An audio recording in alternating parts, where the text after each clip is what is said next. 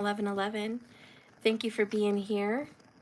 I'm just going to do a maybe 30-minute or less video on twin flames, Q&As. It's been a while.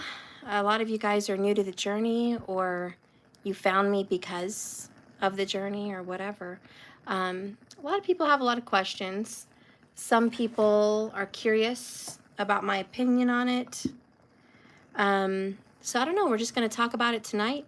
I'll pull some cards real quick first, so we kind of give everyone a chance to come in. Please make sure that you hit the live button. I'm sorry, the like button and the subscription with all. That way you're notified whenever I'm live. Hi, Linglicious. Hey, guys.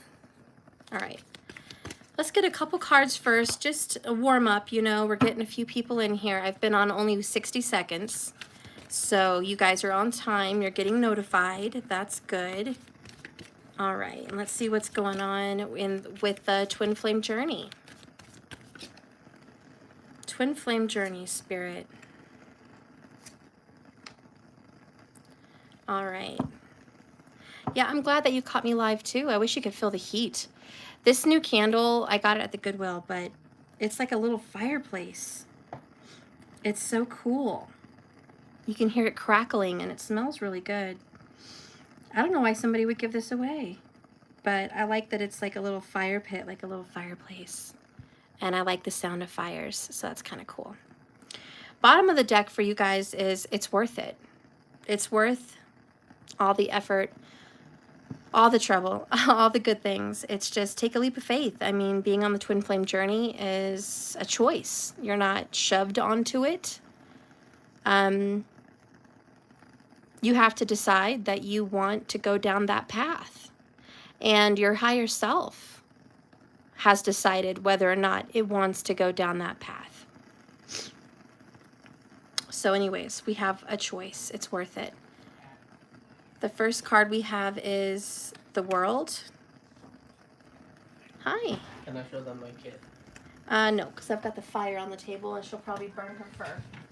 Alright. But yeah, once I get the office set up downstairs, they definitely have to see Mitts. Alright. Come on, cat. Here, Danny. What? So you could give me some more water with ice. Alright. I appreciate that so much. I'm like dying Thursday. Thank you.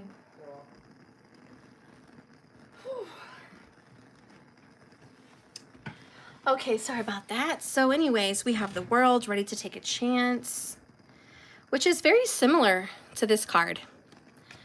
Isn't that weird? They're both so much alike. This is like the Fool, and this is like the Six of Wands. Then we have Running Away. Okay, let's get some clarifications on it. The first time you've seen a candle like this, it's pretty cool. Yeah. Hi, Kaylin. And hi, Kalena. Or Kalana. My bad. Hi. Wish you guys could smell it.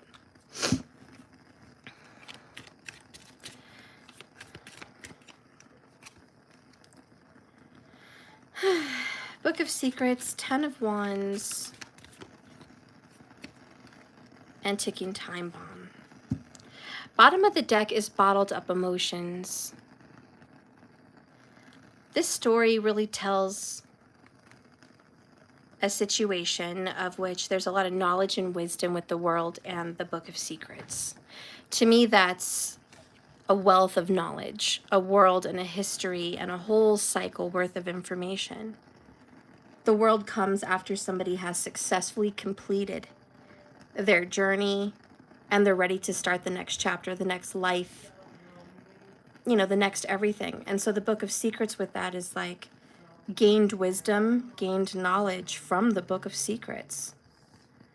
So I think on one hand, the twin flame journey gives you a wealth of information and growth and knowledge and success. Sumo. What happened? I think he peed. Are you sure? Yeah, there's a huge wet puddle here. Oh, great. Hang on, guys. Yep. Bad. Wasn't he outside? The towel. Okay, take him outside, please. Sumo, feel. Bad.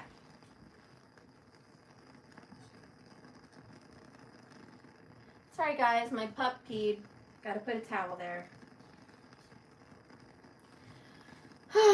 It's a good thing I need new carpet, period. But anyway, so we have a wealth of knowledge. Okay. In the middle, we have this painful 10 of Wands, the burden, and then we have leap of faith. Just go for it. Ready to take a chance. So on the twin flame journey, it's telling you, listen, all this wealth and knowledge and wisdom and growth is right here. I know it's difficult, and you're going to have to leave behind people you loved, ideas, belief systems, religions, relationships. It takes a lot of courage. The 10 of Wands is like, it's so heavy, just let it go. Why are you carrying the weight of the world and the world's judgments on your shoulders anyways? How many of us can definitely say, listen, I take my mom's judgments, my dad's, my friends, just society, my culture, my religion, I take it with me every day. And it dictates my movements, my actions, my choices. It has something to do with it. And I always feel like I'm letting them down. And I always feel like I need to make them proud. I need to show the world or society, hey, look at me, I did it. Look at the good job I'm doing. And the image here is just like, no. Jesus is behind him saying, let it go. Let it go. Don't take that with you. Release all of that. And I'm hearing my yoke is easy and my burden is light. And this is the card of burdens. So a lot of you guys may have to leave behind your whole belief systems, and that is the burden. Next, we have running away. On the other hand, a lot of us feel like running away from the twin flame journey because it's so hard. It's so hard because it blows up with the ticking time bomb. Your ideas, your thoughts, your perceptions, your relationships. It just blows it up. Destroys it.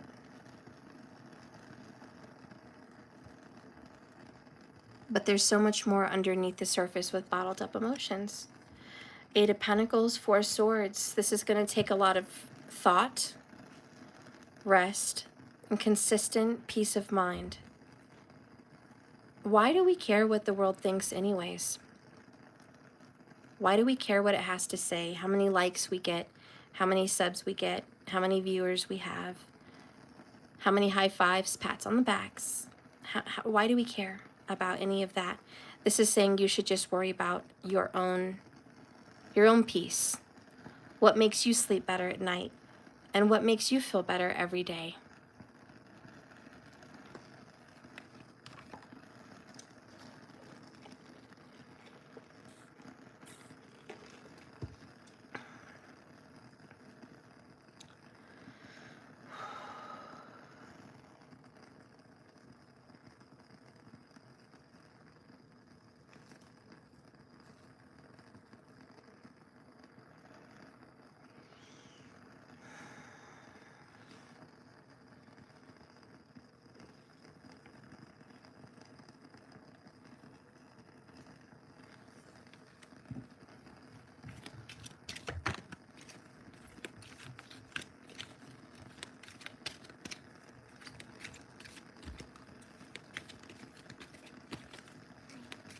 Hi. I didn't want to get them.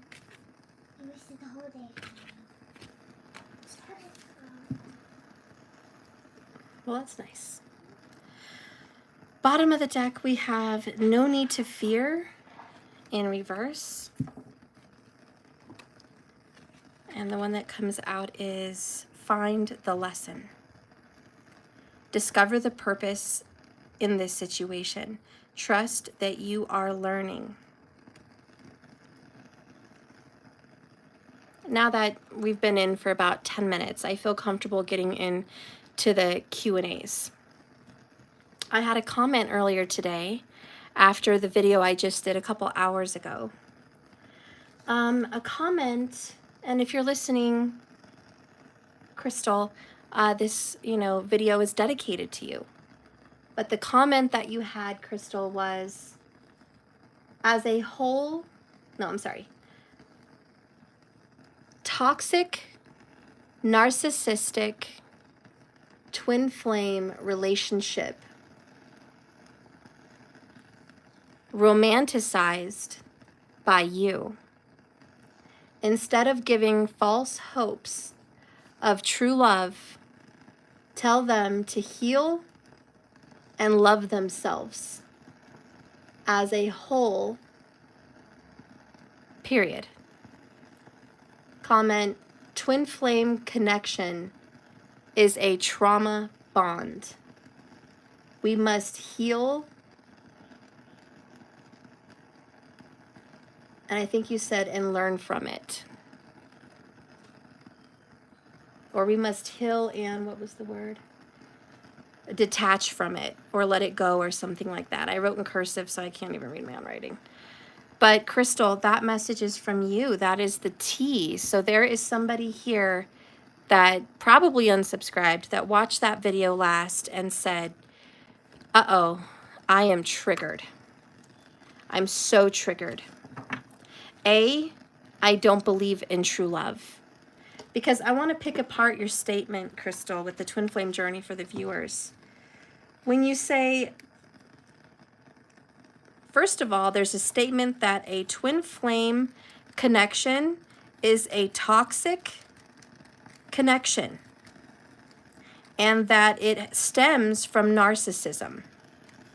So you believe that it is toxic and narcissistic to be involved in a twin flame journey.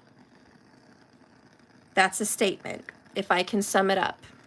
The next one was, it's been romanticized instead of what you believe is true, which is false hopes of true love. So the next statement that I could write for you, Crystal, is true love is false. The next statement that I would take from you, Crystal Animal 3238, is tell them what to do.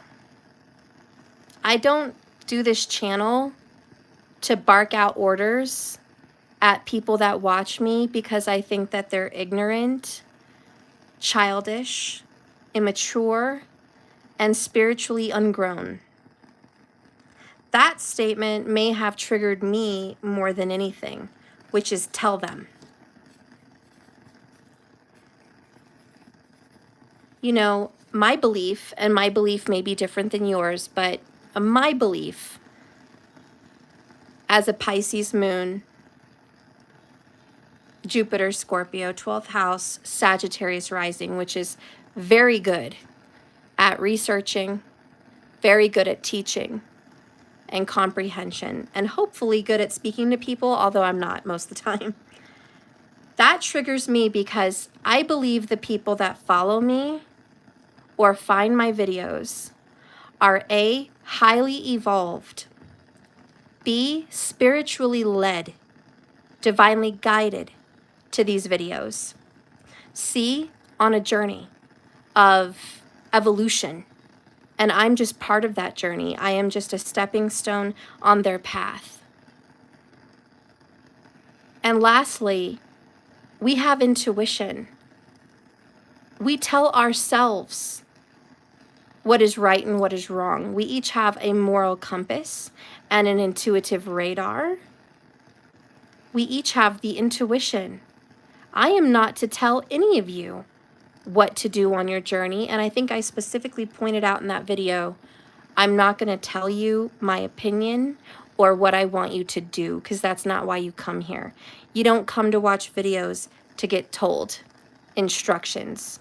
I mean, if you want those videos, I guess I could make them, but I'm more of a light in the dark. I'm more of a spiritual reader that pulls out cards and they just speak for themselves. I'm just interpreting a spiritual language.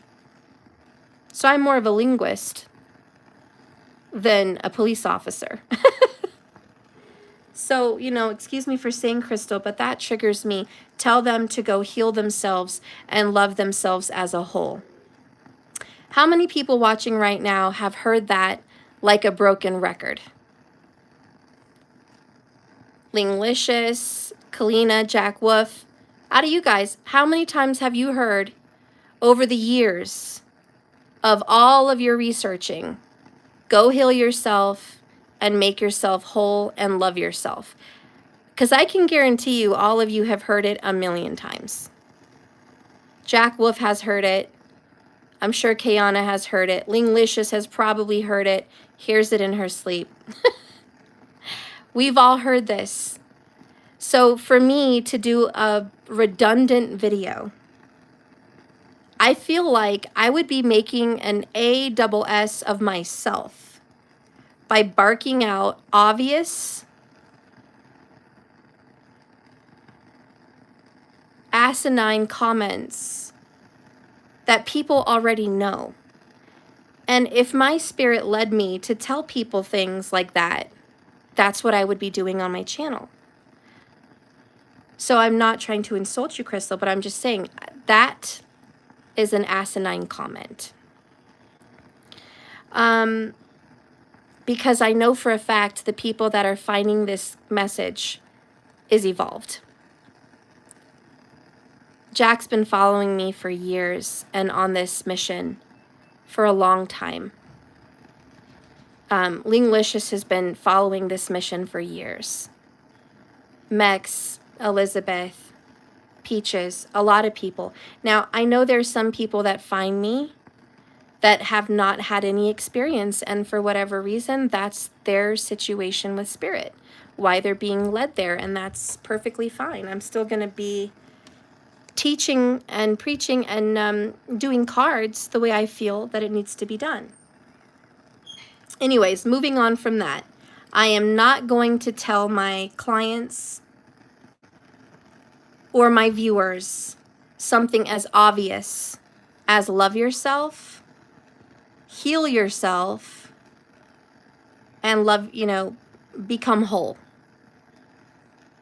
The masculine and feminine, because those are the ABCs of spirituality, and I'm pretty sure all my viewers know their ABCs, in my opinion.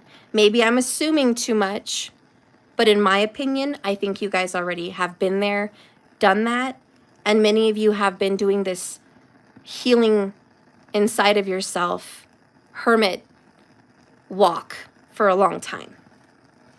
That being said,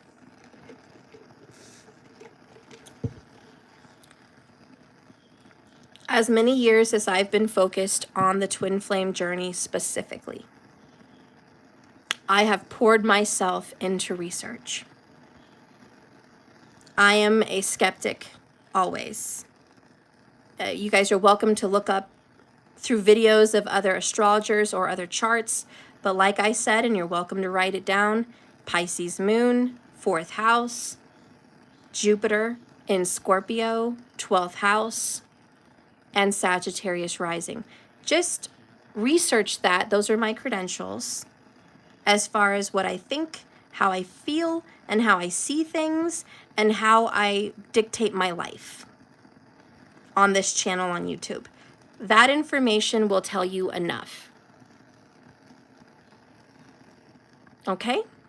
That being said, I've done my research on twin flames.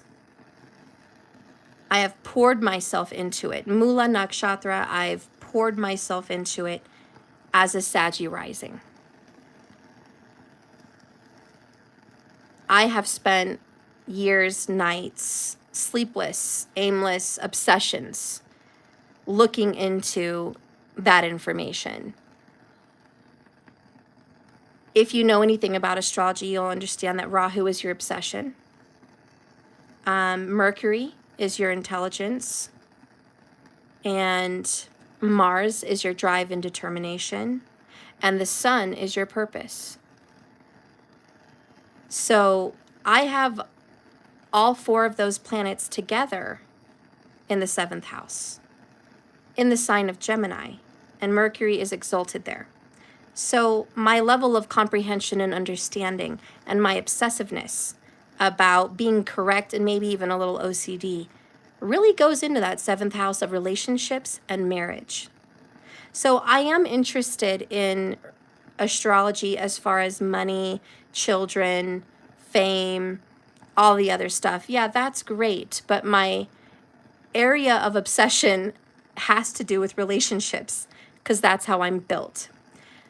So the research that I've done, which is fully obsessive with Rahu in my research, has brought me to, first of all, I question everything I follow. I've never followed a religion without question. I've never followed a teacher without questioning their motives and why they're teaching. So I learn from people that I know are genuine. Thirdly, I fish out the BS. Any lies, I fish it out. Why? Because I source it.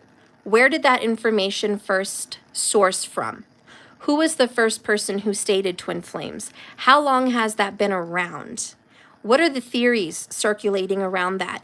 Is there any proof or evidence that a twin flame situation is real? Is it documented? Is there scientific proof or evidence in the body proving that there is a spiritual connection like that with another human? And is that measurable?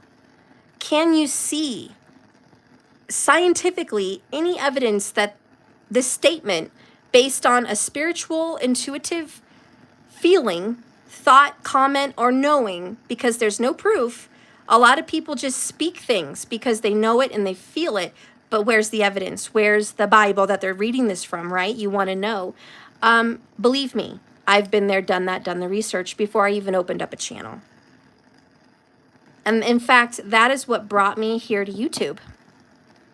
In the very beginning for me of this YouTube channel was because I had been following psychics, intuitives, mediums, tarot readers, palm readers, astrologists, anyone spiritual for a long time, for years, talking about soulmates, then going into twin flames. And then, of course, I watched my own videos here on YouTube of other people talking about twin flames, and I saw one consistent fact. And this is dedicated to you, Crystal. One consistent fact. Everyone on YouTube that was talking about twin flames, ironically, was picking up on the information from another person on YouTube talking about twin flames. They were citing each other. They would watch videos and quote things, and then the other person would watch videos of them and quote things. And it was a back and forth, quote, quote, quote, unquote, what twin flames are, and they were feeding each other. No one had a source of information from thousands of years ago. No one had any scientific evidence or measurable science as far as the twin flame connection. Nobody had any evidence, proof, or source of where and how they got their information.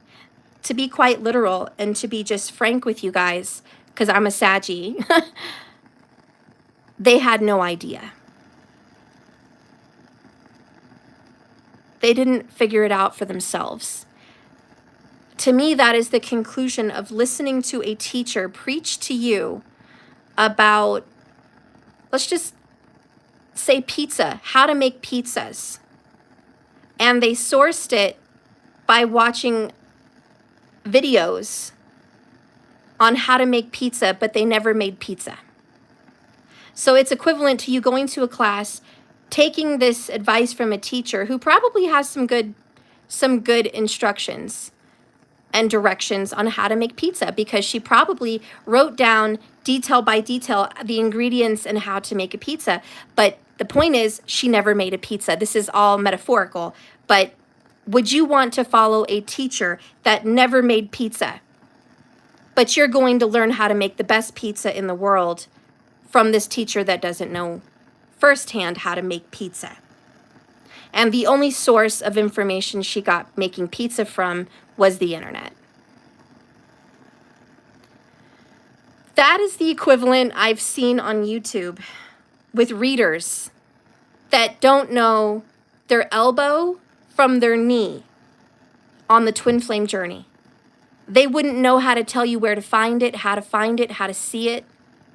Well, how to find it, I mean, on the natal chart. How to see it spiritually, how to see it in the cards. What are the telltale signs? You would have to have an obsession or a laser focus looking for that specific bit of information. It's like a filter. And a lot of people, no offense to them, and it's not their fault, they're not created or meant on their journey to do that. They were interested in it for a time, and they wanted to talk about it.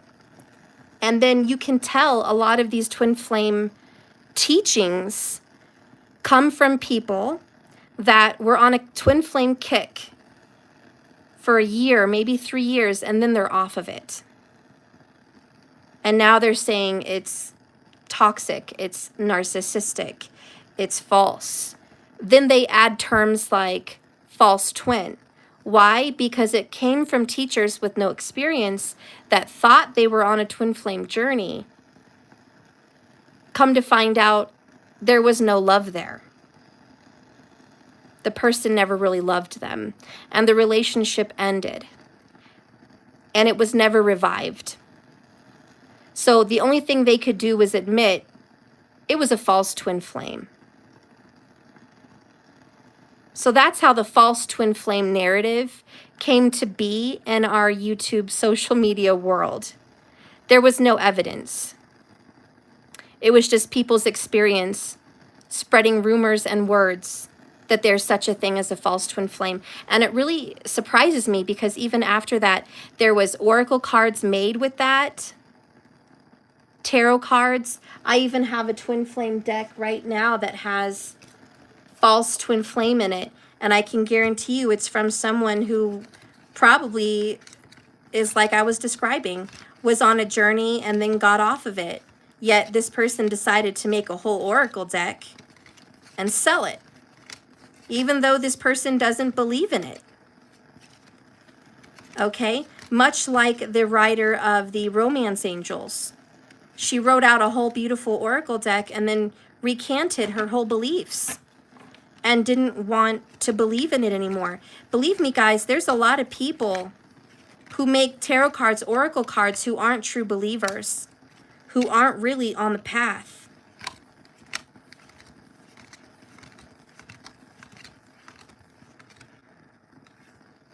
Well, I was trying to show you, but I don't know where it's at. Maybe I've missed it in my shuffling. But there's somewhere in this deck, Twin Flame Ascension, False Twin Flame. There it is. False Twin Flame, page 72. On that deck, False Twin Flame means an intense change. The lessons you learn from a false twin experience can closely mimic a karmic relationship. No, honey, they are a karmic relationship. See, but this person didn't want to admit, because it's embarrassing, that they were never on the twin flame journey to begin with. So rather than admit, I was wrong, I'm not on that journey, they just decided to throw in the false. This sends more people astray than, quote unquote, what Crystal Animal 3238 said, me romanticizing it. So anyways, I don't want to get off on a tangent about that. But I have done the evidence searching. And what I have found in my research is it is measurable by science. You see, when you're a Sagittarius rising, you make it your life's goal to seek out false information. That's what we do. That is a Saggy rising.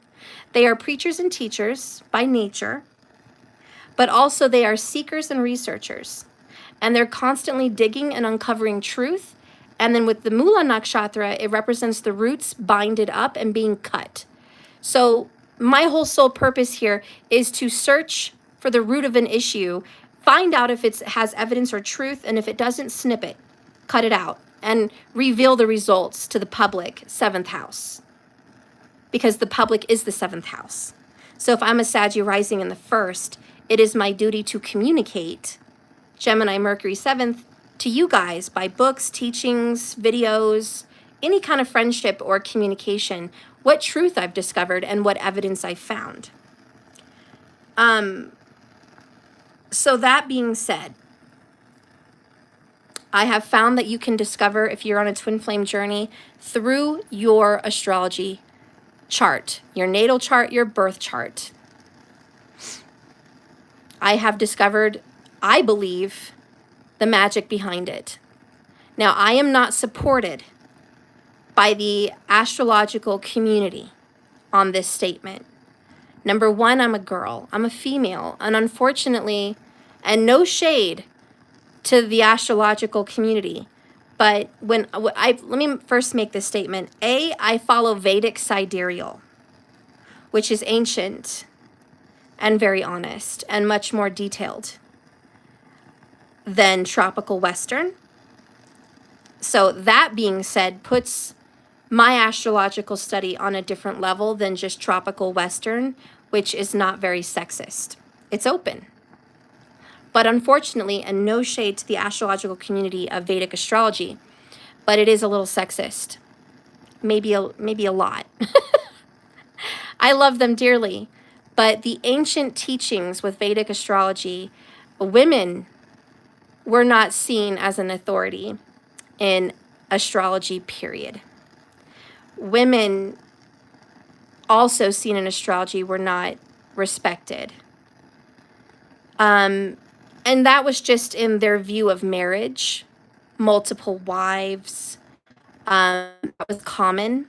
So when looking at the 7th house in astrology and Vedic, it's quite common to see multiple wives, different marriages. They didn't really value women on that forefront. Secondly, when it comes to your spouse, for many years, they only looked at Venus as a male perspective, and that their counterpart would be seen through Venus. Venus is feminine. It's sensual. So they, for many years, only looked at Venus as a masculine's counterpart, and that's all they looked at for relationships. 7th house ruled by Venus, relationships, and even before the 7th house talked about relationships, even before the 7th house spoke about relationships, is what I meant to say, spoke, not talked. It's wrong with my English right now. Before they even spoke about it, it was the 8th house. So traditionally, Jamini, ancient Vedic astrology, it was the 8th house that represents marriage. And if you look at astrology today, why? Because Taurus represents your finances, your family, your work, your savings. The 1st house represents you. The 2nd house supports you. So that's your family. And 7 houses away, which is 7 is the relationship, is the 8th house. So that represents your family and their inheritance, their contracts, marriage and religion, which is very Scorpio, traditional contracts. You think about sacred knowledge, the book of secrets, the Bible, the Torah, any kind of spiritual teaching, anything even esoteric, anything spiritual. A binding contract is the 8th house. It even represents death and rebirth, because that is the marital contract. So anyways, that being said, the 8th house is even much more prominent than the 7th house when it comes to marriage. Okay? So hang out there with me for a moment on that. If 8th house is marriage contract, what is 7th? The relationship. You see? And these are some things I've really dove into that, like I said, I'm not supported from the astrological community, especially in Vedic astrology. A, I'm a woman. 2, I'm a little bit more liberal-minded, and I am a truth seeker, so I am I question the authority that they deem worthy for astrology. It's like, who said this is the end-all, be-all forever? To be honest, a bunch of old men. Over 1,000 years ago, guys. They were the dictating authority on astrology. God bless them for researching the stars and learning the science and getting the teachings and blessings from spiritual guides, leaders and teachers and aliens and things like that. Okay, that's another story. But they were very sexist in those days, let's just be honest. Times have changed. It really has. It has changed so much. So astrology needs to change with it, because it used to just be men were allowed to be an astrologer. Women were not. It was not the 3 wise women. It's 3 wise men. You know, so the history of Vedic astrology was mostly, it was male. And I love the males, and thank you all the males for watching me. Jack, I love you. I love all of you. A lot of you guys have a beautiful intuition and a good feminine strength inside of you that you use for your intuition, and I'm very glad about that. But I can still see to this day with a lot of teachers that it tends to see astrology in a masculine way. And masculine is a realist. Masculine is an authority. Masculine is more rules and boundaries and borders. So when you think about astrology, think of masculine in the terms of a square. That is the borders and boundaries. There's a little bit of room on the corners to stretch, but we have very clear boundaries in the masculine world with astrology. So when they look at things that are not tradition, Saturnian, the square, the cube, the ruler of ancient knowledge, which is what it is, very emperor. They don't want to look at it in a fluid way, in a multi-dimensional way, in a spiritual portal way, in a feminine way. Feminines see things very differently. We see things through feelings, not reality. Feminines see things spiritually, not in our face. So I tell you, when feminines start doing astrology, and there's some good ones, Joni Petrie is excellent. She's very traditional, but she's excellent. You can see how different it is to listen to a feminine astrologer than it is a male astrologer. Now, all of my teachers have been male. So I learned all the ancient ways of astrology that way. And I still learn from Joni Petrie, and there's even a few other Hindus that I listen to on YouTube. Hindi, excuse me, that I listen to. But none of them talk about twin flames. And in fact, one of my favorite teachers made a video speaking against twin flames and saying that they were false. For whatever reason he said that, for whatever reason he did that, that was his beliefs at the time. And granted, it was a decade ago, but it was stated out there on YouTube. So I tell you that I am not supported in the Vedic sidereal community with talking about twin flames. This is coming from me, and you would have to be believing me based on your intuition alone, because there's not anybody else talking about what I'm talking about. I'm kind of paving the way here. So anyways, that being said, it was ironic that, typical Sag, I look at my teacher and I go, that's wonderful, you've taught me everything I know, but I see something you don't see. I see a correlation, I see a connection, I see evidence that when 2 people are meant to cross paths based on the time, which is, Your natal chart is a clock. So based on the clock of destiny, the time that you're going to meet someone, it is already pre-orchestrated, just like a soulmate. Because in astrology, they'll say you're supposed to meet certain types of people, certain spouses, maybe 1, maybe 3. You're supposed to have a certain number of children, or at least more girls than boys, or boys than girls. And that's seen in astrology. You're supposed to be in this field of career versus another, and that's seen in astrology. You're supposed to be highly gifted and intuitive and psychic, or not, very technical and very realist. That's seen in astrology. So if all these truths are seen, why is it the male community in Vedic sidereal astrology don't want to see the spiritual feminine side of Vedic, which is there's a very spiritual connection between souls, and you can see it in the natal chart. So, and I don't want to harp on and on about that, but I just wanted to say where I'm coming from on my channel is I've done the research to specialize in twin flames specifically. And it starts with looking in the chart. Then there are other pieces of evidence that need to be there, in my opinion, from what I specialize in. These are going to be signs and synchronicities. Comparing your life with your twin flame's life, there's going to be similarities. I am not saying your lives are going to be super alike, but I'm saying family values or family upbringing, spiritualism based on religion or non, but it will be similar. Sometimes even mirroring, okay? Mirroring the same religion, mirroring the same family belief system and structure. Different families, different, of course, we're all different, but there's a mirroring there.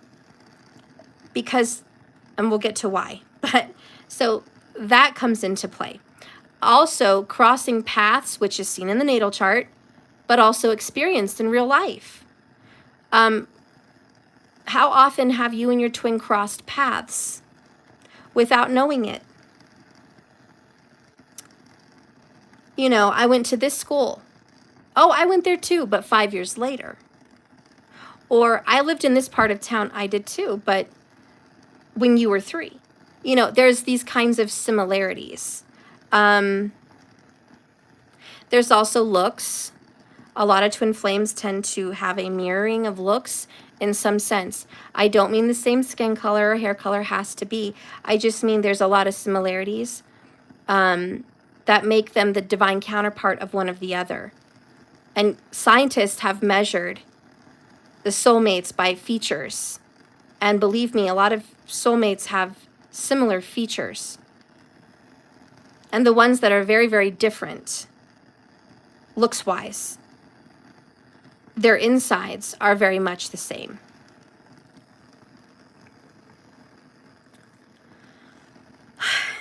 That being said, there's other signs. A lot of twin flames see 1111. That is one of the first signature signs on the journey. And they don't just see them by themselves, like, oh, I was just single, alone for 5 years, living in some place, and then I just started seeing 1111 all the time. That's not how it works on a twin flame journey. On a twin flame journey, once you meet your partner for the first time, whether you recognize them or not, whether you are aware you met them or not, 1111 will be triggered. Because that is a spiritual door opening on your spiritual path. So 1111 is a key numerological connection with the twin flame journey. And it has to do, I think, with being a master number. It also has to do with looking like a portal or a doorway. It also has to do with the mirroring dialect of the twin flame. So there's also going to be other signatures, similarities in timing of events, having children near or around the same time, getting in or out of relationships near or around the same time, even having not ever met them, okay? Being drawn to certain things. Now this, from all my research, has a lot to do with like literal twins, biological twins. They were in the womb together. So even when biological twins are separated, they are drawn to the same things. Like twins will be drawn to sports, or a certain set of twins will be drawn to the specific set of schooling or the specific school, or they'll both be artistic. A lot of twins, biological twins that are raised separately, have been tested out as never meeting, but having many similarities and always feeling like something's off with them. They feel the other twin's connection. Now, twins that were raised together and once they're separated, experience psychic phenomenon. These are biological twins. They experience knowing when the other twin has died or gotten sick or in trouble. Any type of danger, the other twin instantly knows without a shadow of a doubt something has happened. They feel it. There's a lot, you know, I'm not going to go on and on. You guys can watch your own shows and research and documentaries to find this out. But twin flames have a lot of similarities like that. Amongst the numerological system, which the 1111 is a sign, the life and orientation of life is another system, beliefs, another orientation, mirroring, the natal chart, another one. Here's another one. And this is going to be feelings. When your twin flame, let's say, is suffering from heart palpitations, possibly a heart attack, or a heart attack soon to come, or an ulcer or kidney failure, if something is physically wrong in your twin flame's body, you're going to feel it as if it is your own. There's a deep connection. It's not explainable. That's a spiritual connection. There's been a blood bond, a soul contract, and a soul tie. So what they're going through, you will experience. There's also signs of highly evolved telepathy, knowing what they're thinking without them saying it, also being states, days, whatever away from them and knowing what they're thinking and feeling, being on the phone and hearing things they didn't say, but you could have sworn you heard them say.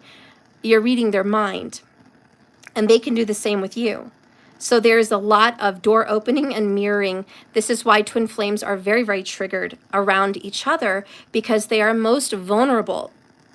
Because that 1111 door has opened, and now you have a visible pathway into one another, and all of your wounds, all of your issues, all of the things that need healing are there. And they are there to trigger you because they're showing you. And a lot of the ways they show you you're not healed, you're not done with this situation, is by doing, unfortunately, the difficult thing of hurting you. Twin flames, I have never romanticized. So Crystal Animal 3238, you need to go back 5 years, 6 years when I started my channel, even just 2 years ago. Look at my twin flame library there on my playlist. Never have I romanticized twin flames. In fact, I've turned people off on twin flames because the twin flame journey is extremely painful and very difficult. Very. I have also made it clear, not everyone is a twin flame. Again, there's a lot of readers out there that say everyone has a twin flame. False. That is absolutely false. That would mean everyone has similar natal charts. Everyone sees similar spiritual paths and journeys. Everyone's on the same broad path. That's a darn lie. It's just a lie. And I think your intuition has already told you that. No, Everyone does not have a twin flame. That is a complete lie. Secondly, no, you're not going to have a false twin flame. I absolutely disagree with every oracle deck that says false twin, with every reader that says there's a false twin. It is a lie. There is no false. There is only someone who believed they were on a path that they were not on. It does not make the other person false, and they're really on a twin flame journey. It means they're not on the twin flame journey. Secondly, and I've made this very clear to my viewers, the twin flame journey is not a happy ending all the time. It's just not. I've made that very clear. Jack Wolf will tell you, Elizabeth will tell you, other people that have been following me for years will tell you. If you want to date back my older videos, go to my channel, go to my playlist, click Twin Flames. I've been saying this for years, and I'm sticking to it. It's solid. There is no multiple twin flames, and it does not always end happy. Many twin flames are not on the journey for union.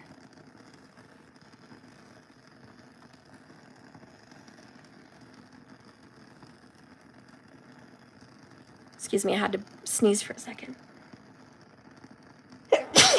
Ah.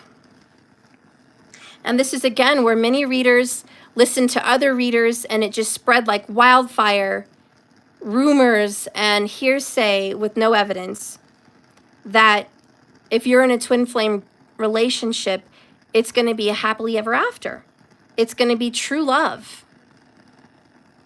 And eventually you're going to have some divine union. Somehow that got spread like wildfire. So whenever there's a twin flame reading or a twin flame journey that speaks about hardship, separation, or a death and an ending of it, it's, whoa, that's not a twin flame journey. That's fake. That's a false twin. Again, like I said, from the people that create cards and things, they think they're on a journey till they get that message, and then it's like, no. Your twin flame is your higher self in a masculine or feminine version. And now I will talk about being whole, because everyone has masculine and feminine inside of them, obviously. But on the twin flame journey, when it comes to love and romance and relationships and triggering on the spiritual journey,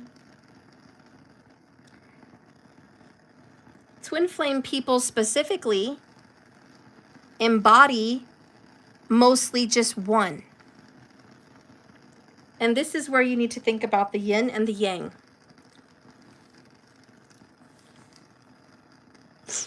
The yin and the yang, imagine that as one soul.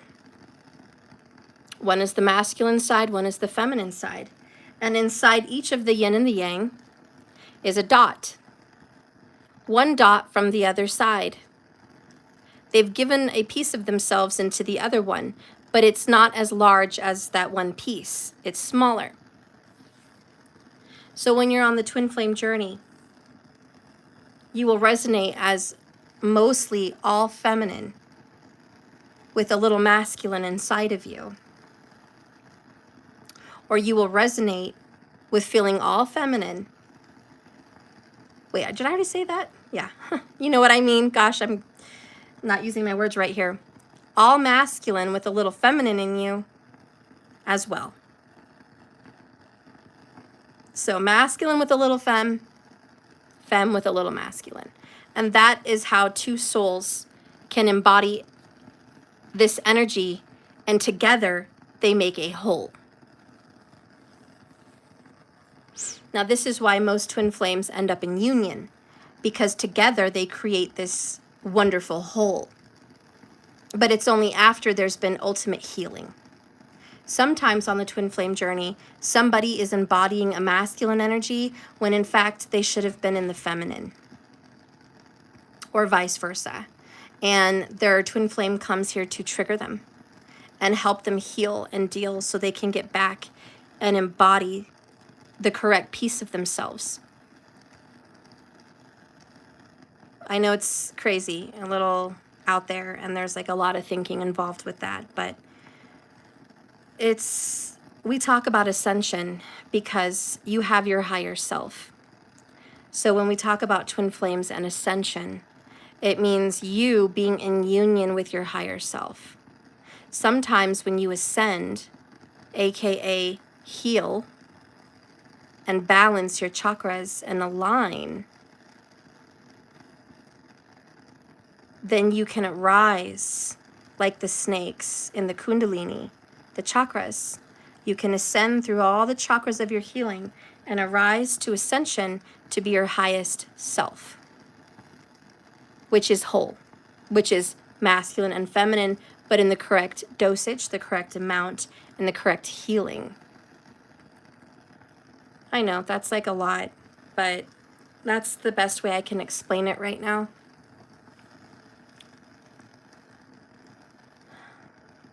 So that being said, as you have all of these triggers and knowings, divine timing events, divinely timed meetings. When you meet your twin, it's divinely timed, which is seen in your birth chart. The other thing I want to touch on with twin flames, and you only have one, period. You're not going to say, oh, I thought I met my twin flame, but I actually had two. It didn't work out with that twin flame, but I have this other twin flame now. There's no two. You have one, and they're either an a-hole or an angel. You either are in love with them or you hate them. Or maybe it's a little bit of both. You're either going to end up in union with them or next lifetime. But you only get one. And to add on that, how many people do you think are on the twin flame journey? How many people do you think are RH negative? How many people do you think are part of the 144,000? How many people do you think are on one journey? Everybody? No.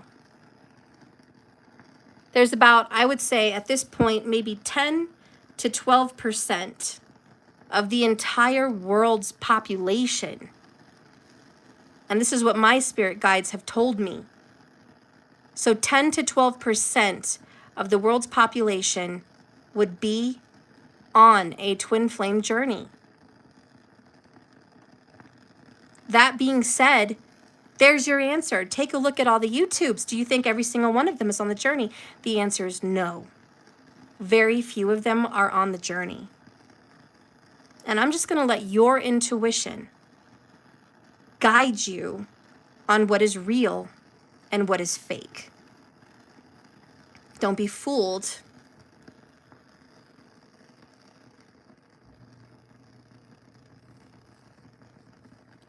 So, part of this twin flame awakening, this ascension, is traveling through your healing through all the chakras. The first one is your Earth Star chakra, and it's going to be below your root. That is primordial. That is before your birth. That is the soul contract. That is having balance and harmony with your soul before it came into being. You're going to want to balance out your soul essence. Then you're going to be going up, right? Up the Kundalini. The next thing you're going to get into tune with is your family upbringing, your family history, biology, religion, upbringing, location, all of it. And you're going to heal and make peace with that. You're also going to find your stability there as far as career and, well, financial support in general. So your stability. Everything that's going to give you the foundation to keep learning. You can't keep growing and learning on a twin flame journey if you're homeless and starving and in danger. You need to have a home, you need to have security and safety, and you need to have the ability and the means to continue to grow. So that's why the root is going to be very important. You also have to have the mental capacity as far as your religious upbringing and teachings and spiritual learning, that you're able to expand your growth without any blocks from religion and blocks from family and blocks from your part of the world where you live in and blocks on society, those things, root chakra, will block you from your ascension. So you have to break free with that root chakra energy, which is Mula Nakshatra, by the way. It's red. It's the root. And then you're going to go into the sacral. And this is where you're going to balance out your femininity and your masculinity. This is where you're going to do the inner work to discover, who do you embody? Whether you're male or female makes no difference. Who does your soul embody? And you're going to come to terms and make peace with that embodiment. I am all feminine, or I am all masculine, or I am a mix, or I am this and that. But you're going to make peace, and you're going to find harmony there. This is also where you're going to find your confidence in your body, your sexuality. So you're going to need to learn how to be open intimately through kissing, through pleasure, through sex, and through spiritual connection. Your body was created to either give or receive the other, which is a magnetic balance. So the sacral is very magnetic. And you're either going to define yourself as the receiver or the giver of energy. You're going to define yourself as the healer or the perpetrator. You know, you're either going to submit or you're going to demand authority. But you have to find out who you are and what you want in this world. So that's like a whole nother thing. And then you're going to go into the solar plexus, which is soul purpose and happiness and joy, finding joy in life. This is the area where you can find forgiveness. This is the area of acceptance. This is the area of creativity, art, singing, dance, yoga, starting your own businesses, or doing something you love for someone else, finding your passions and your vitality. So your health and what you eat. So it's your gut. So the solar, you're going to have to heal all of that. And then you're going to be eating right and feeling good. And so that's like part of your ascension, getting that handled. And then you're going to move up into the heart, and it's going to be about more forgiveness and lots of emotions. And you're going to learn to feel your emotions, process them, and not hang on to them, but to let them flow through you like water. So many of us get blocked up in the heart because instead of letting our emotions come through us, we are the dam that blocks them, and we hang on to all of our emotions, which creates cancer and sickness. And, well, we shut down our capability of manifesting anything but what we're vibrating as, which is pain. So the heart can be a very painful chakra to go through because there's going to be a lot of forgiveness of self and family and your lover. And it's going to be about dealing with your emotions and not letting them control you, but just feeling them. So that's a whole nother thing. And then you go into the throat, which is about speaking your truth and living your truth. It's not just talk. It's about being able to express who you really are. So coming out of the closet will be seen there. Speaking what you really believe in. Speaking up for people that can't speak for themselves. Being authentic in your daily life. Having strong standards and boundaries. Speaking out and up for yourself. That's seen. So like that's a whole nother thing. So boundaries are extremely important. This is all the Kundalini awakening and arising. The red and the blue snake represent a magnetic attraction. Literally, we are magnets. So a positive and a negative. It's all science.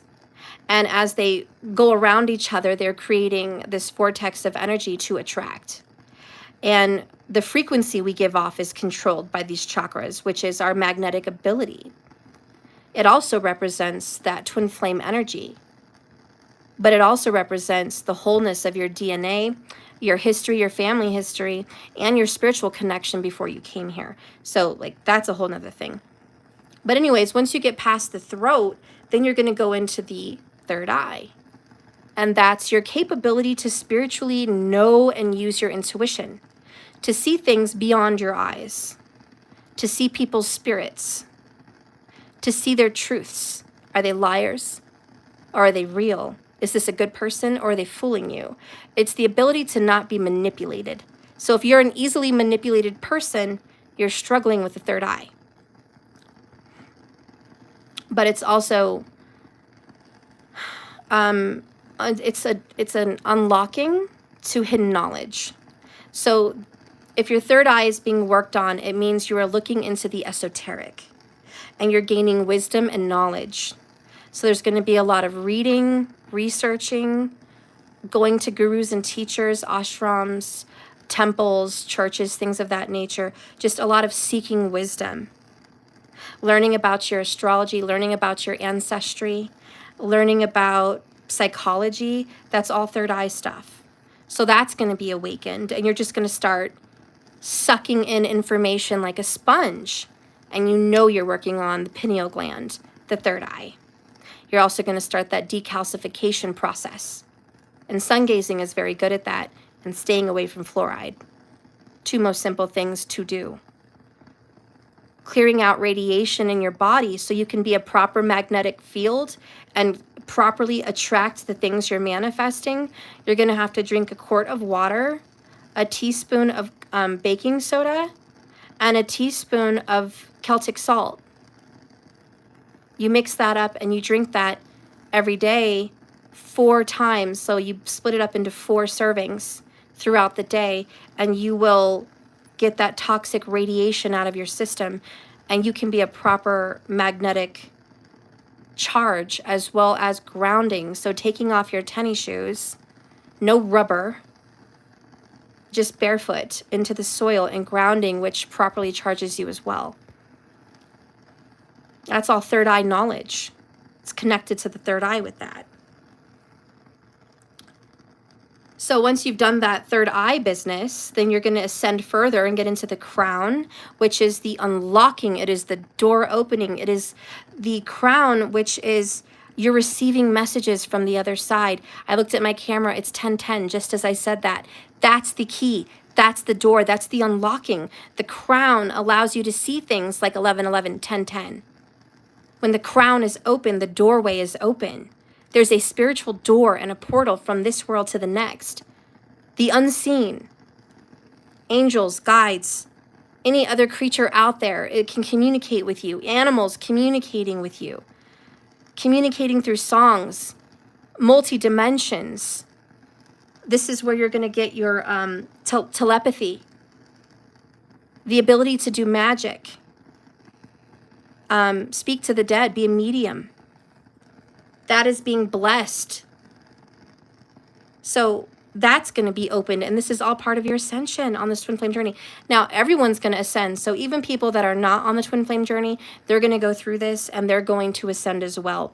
What I'm saying, this is not just for twin flame people. I'm just saying that's all part of it. And along that journey of awakening and ascending, a lot of people will find, mostly in the sacral chakra area and in the third eye, their path. And they will learn through astrology and intuition what path they're on with another partner and what healing needs to be dealt with. And so the heart is the middle and the balance between the chakras.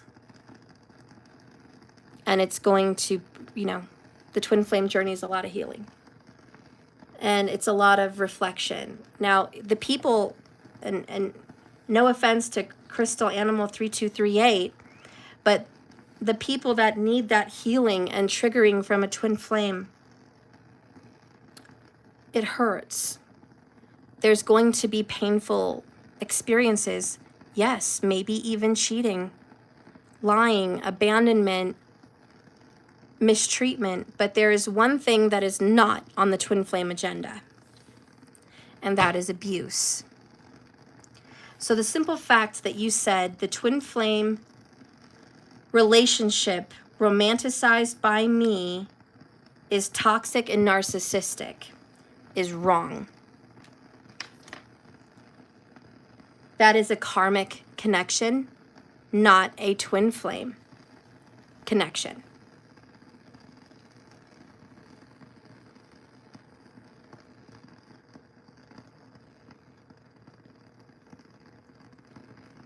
Because when it becomes karmic is when you are seeing family curses of alcoholism, family curses of rape or abuse, family curses of being mistreated. Even, you know, your mom was mistreated, so now you're going to be in a relationship, therefore you're going to be mistreated the same way she was. That's karmic.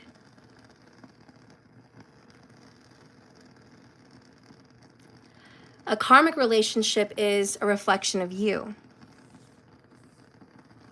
You get what you believe you're worth. You receive what you think you need to have. It's a belief system, but it's also actions that put you in those situations.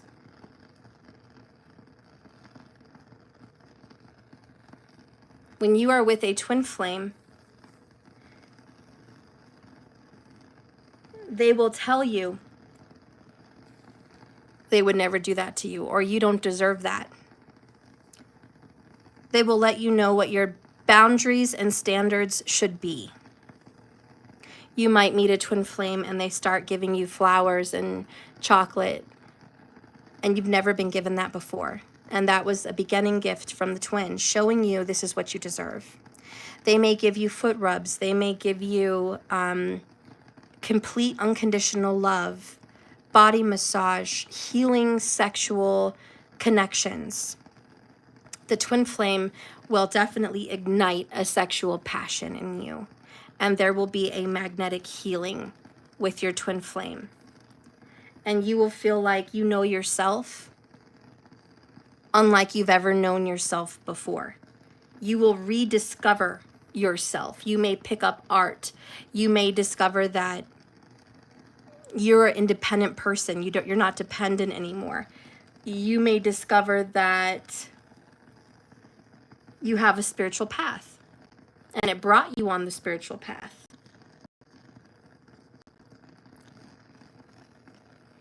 Some people were never spiritual till they got on the twin flame journey.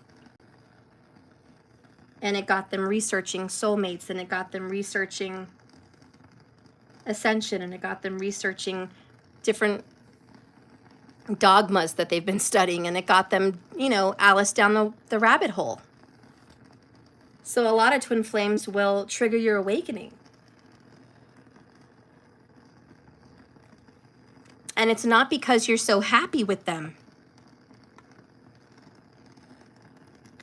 It's not because, oh, I'm so happy with my twin, I'm going to go into the spiritual journey. It's because they've abandoned you. They've gotten close to you and they've left you. Or they've promised something to you and not kept it so they could test your boundaries.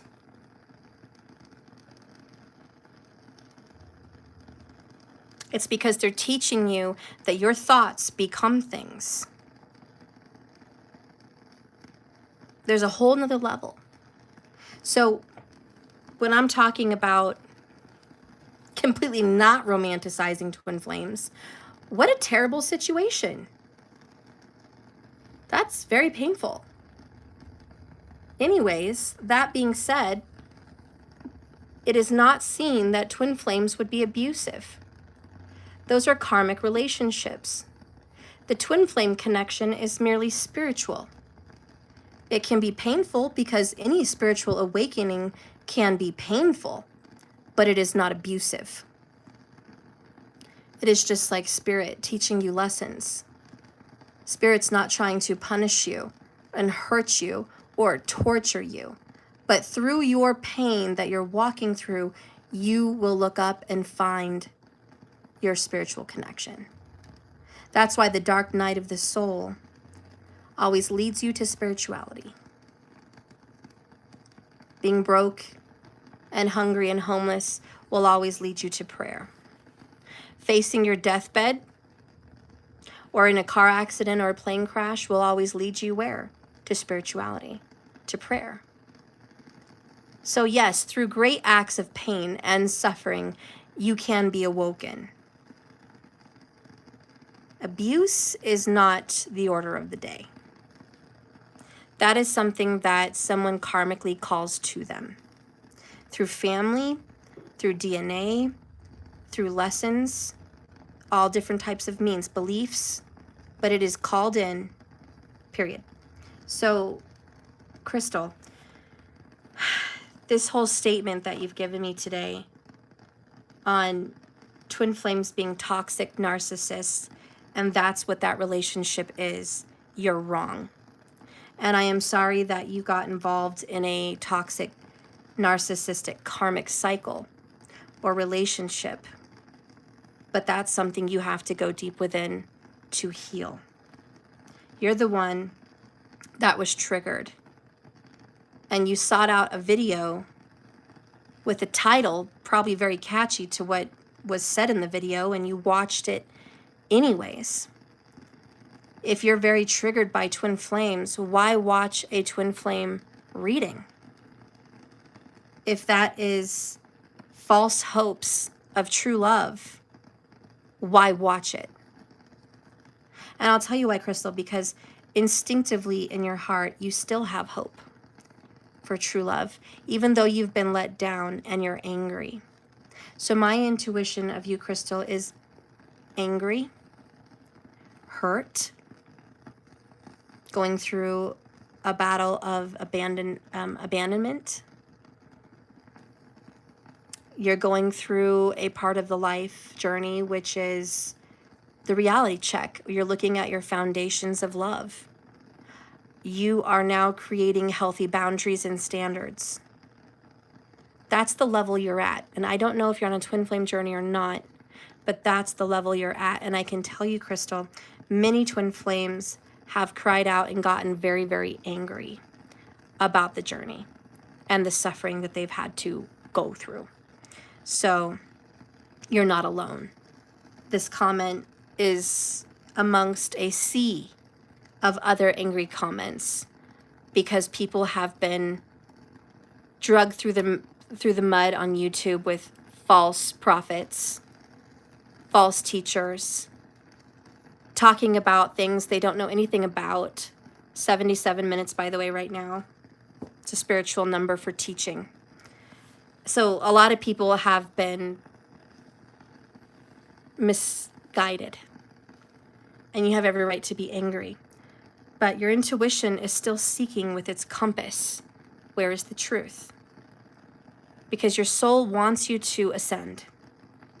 Your soul wants to have victory.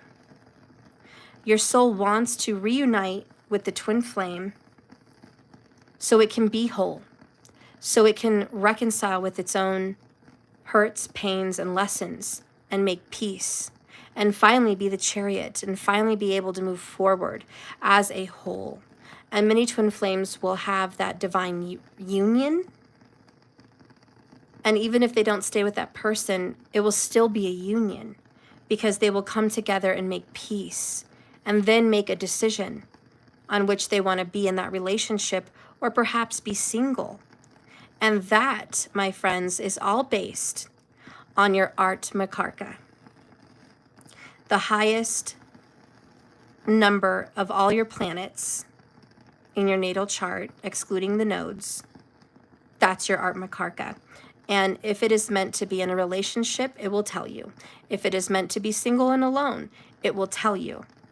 But ultimately, if you're on the twin flame journey, it still depends on your unique path for your soul and what your destination would be as far as completion with this cycle, with this twin flame journey, with this oneness. Okay, well, that being said, does anyone else have any more questions about the twin flame journey? Sonia, I was born at 11:11 a.m. Birth, wow, is 11. Your birth number is 11, and my name is 11511. That is awesome. That's definitely twin flame signatures right there, girl. Master numbers all the way. That is amazing. A very special gift from God, one of them of main stars. Hi, and you're so right about all you're saying. I'm happy that I've learned my lessons and received my blessings. So thanks for the confirmation of knowledge and wisdom from the Most High. Thank you so much from a very special gift from God. I appreciate you.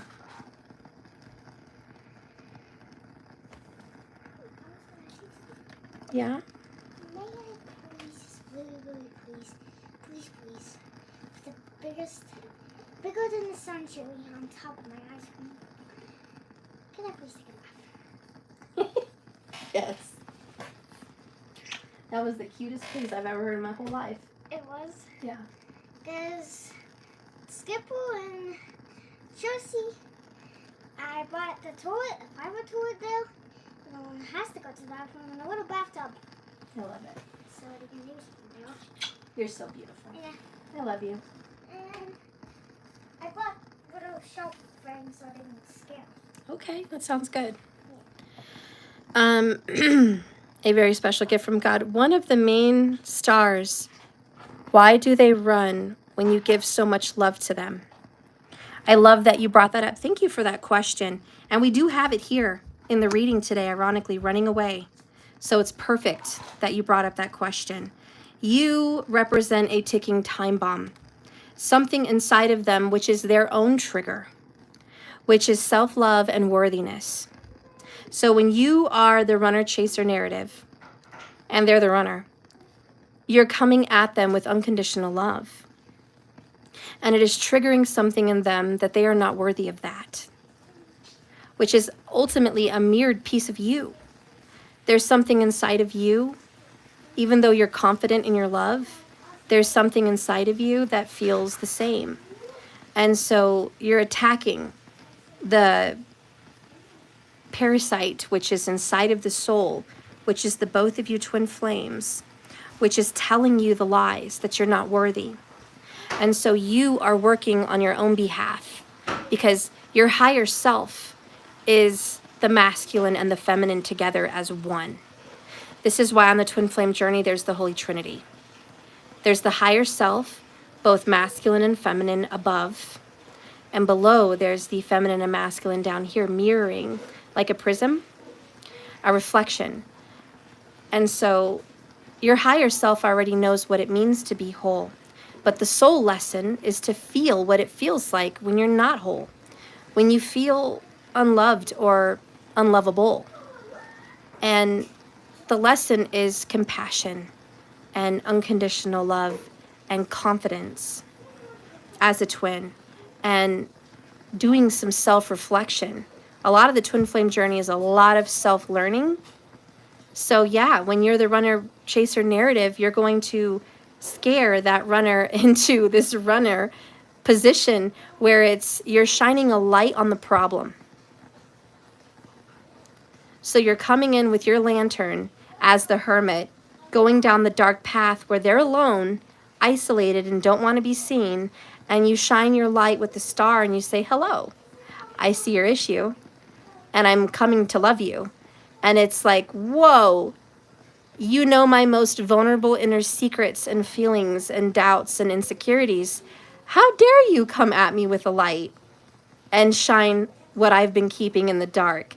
So they run from the light, not from you.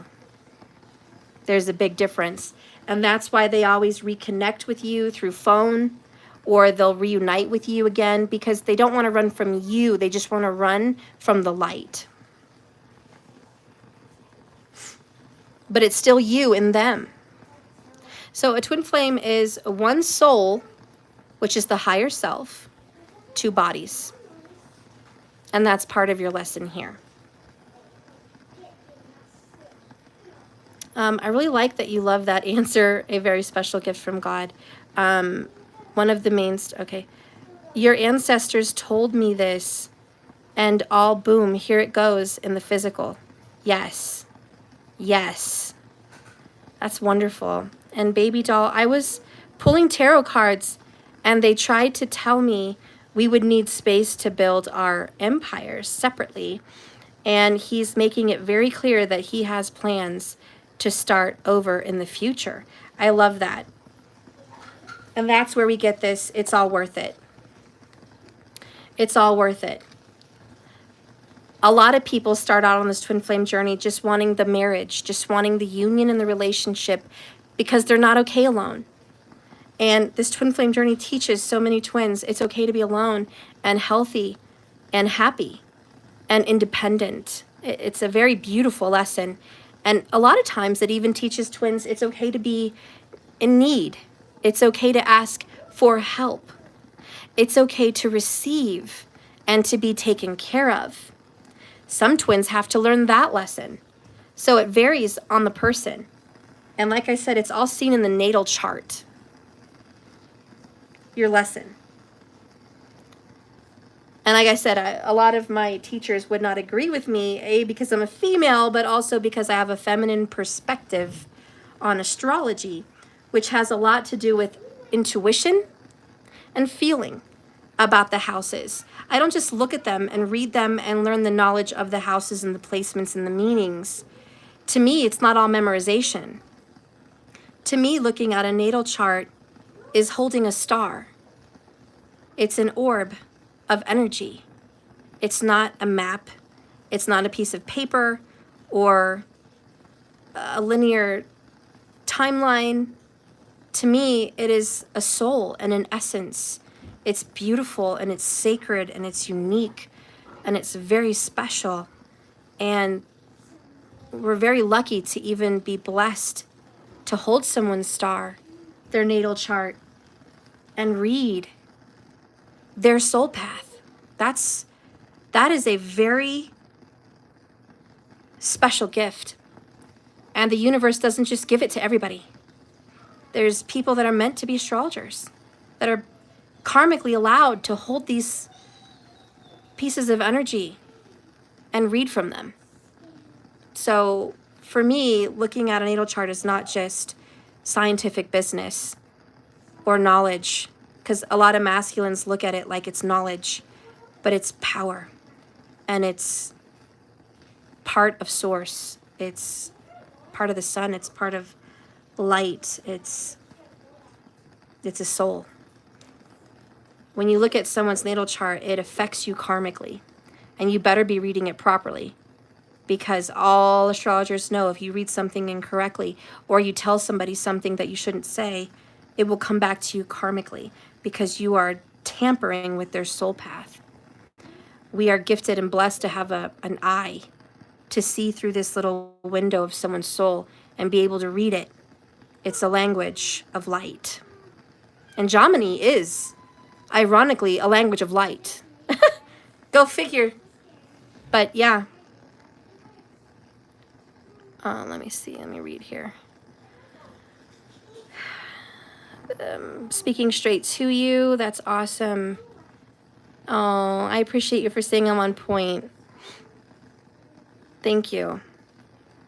Let's see the message that was held. Oh, all the hearts. I approve of that. I don't know why all the hearts are held. I should just be mad at them for holding back all these beautiful hearts. Is there any more questions?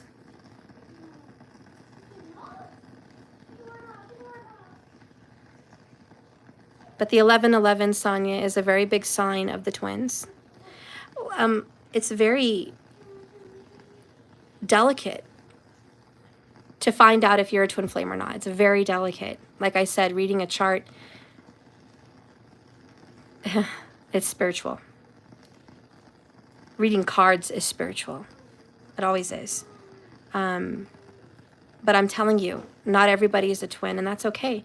And I want to kind of veer off on that and tell you also while you're watching, if you're not a twin flame, but you feel a spiritual connection with another person, that's beautiful. And you know what we call that?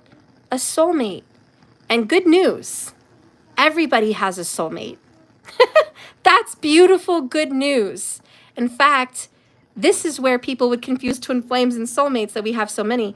No, not everyone's on the twin flame journey, but everyone has a soulmate, maybe even a couple of them. Yes, your kids can be part soulmates. Your parents, your lover can be a soulmate, past life soulmate, just a soulmate in general. Your pets can even be soulmates. Soul mates, which is soul friends, soul partners. Okay? And we are allowed to have them, and many of them. And we do share telepathy, and we share deep feelings, and we have soulmates in every natal chart. The destined person you're aligned with. Everyone And every natal chart has that because they've got pets, they've got parents, they've got kids, they've got family. And so it's all seen in the natal chart as well. Again, my views are not supported in the astrological community because it's very masculine, but these are my feelings and my intuition with astrology. That's just very strongly what I see and how I feel. Yeah, so I don't know. I guess, is that it, everybody? The runner chaser narrative, triggering. The healing we've all talked about with the chakras and the ascension. And again, I'll reiterate here for Crystal, my charger needed to be plugged in and then it like zoomed me out. Sanja, I am a twin flame, yes. I'm so confused. Who is my twin? I dive so deep in my work as I'm a Capricorn that I don't have time to figure this out. No, that's understandable. Telltale sign. Your soulmate would be very much dedicated to family. As dedicated as you are at work, your twin flame would be very dedicated with family. And you guys would have the same drive. And very traditional viewpoints. And probably very traditional spiritual beliefs, upbringings. So your twin flame is someone spiritual. Depending on where your Venus is placed, you want to look 7 houses away from your Venus and look at the zodiac sign and the house placement. That is going to tell you the energy and maybe even the place you might meet this person. Now, there's more into it. We'd have to see, is this your second relationship? Is this your third? Or so on, because then we have to move down the chart different spaces to get to the right number relationship. So there is kind of a science to it. Well, let's just say a mathematical equation to it. If you've been in 2 serious relationships, then your third would be very different. And your third may be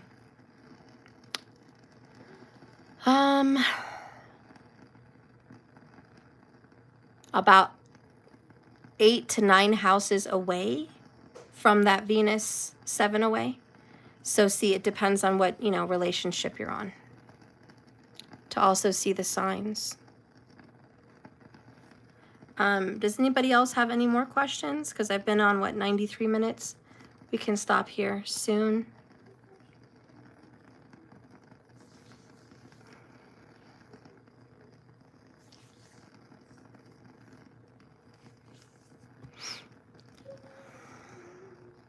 I could also pull cards for you guys if you want me to pull some cards. I can do the $5 15-minute lightning round, and you guys can do that through Cash App or my website, and I can pull cards for you. It depends on what you guys want.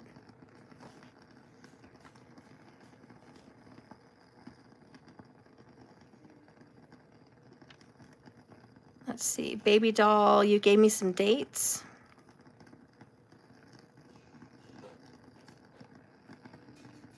Samina, namaste. Hi, hun. Sabrina Elizabeth, hello.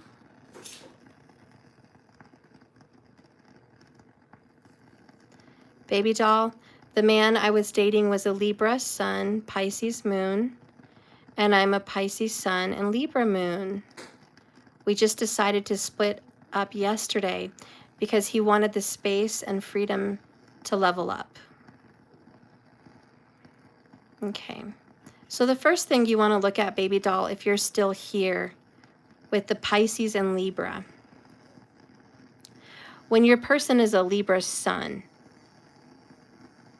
they are attracted and want to be around a lot of friends and have a lot of choices. And they're often indecisive and uncomfortable making decisions and even uncomfortable breaking up. So they kind of they let you down easy. You know, Libra doesn't want to cause any drama. And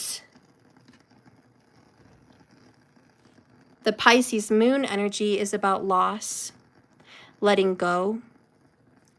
Their mind is about death, letting go, moving on, releasing. I can tell you your person doesn't like being tied up in a relationship. Or, in other words, kind of a runner when things get too serious. When things start going in a good direction, or a direction that leads to marriage, your person, Pisces moon, is going to think, maybe I want to have a separation. Maybe this isn't the right one. There's also this fear of abandonment or it not working out, and maybe even having a mother that was divorced or suffered in a lonely marriage. So that sits there in the subconscious. And then when you look at you as a Pisces sun and a Libra moon, you're always trying to make that connection, that deal. You love deals and contracts and making agreements. Having friends is great fun, but you want commitment. And so you're going to be seeking that. You're going to be seeking that marriage, that contract, that agreement, because that's where your moon, your heart, and your feelings and your mind is at, on the agreement, on the deal. But your Pisces sun energy, it's like part of your destiny to experience loss, grief, endings, separations, death, sicknesses, even long distance from partners. So that's where you're going to have a lot of conflict between you and your person. I don't know if that person's still here, but Jack, back, my phone overheated and crashed. Oh no. Just as my phone died. Well, I'll give you guys 10 more minutes if you guys want me to do some cards for you. Just put it through Cash App or my website. I'm going to pull out some other cards for the Twin Flame Journey. Remember, we have to find the lesson. Why did I take this away?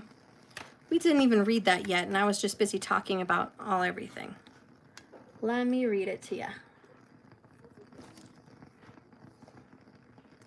Well, if I can find the book. Here it is.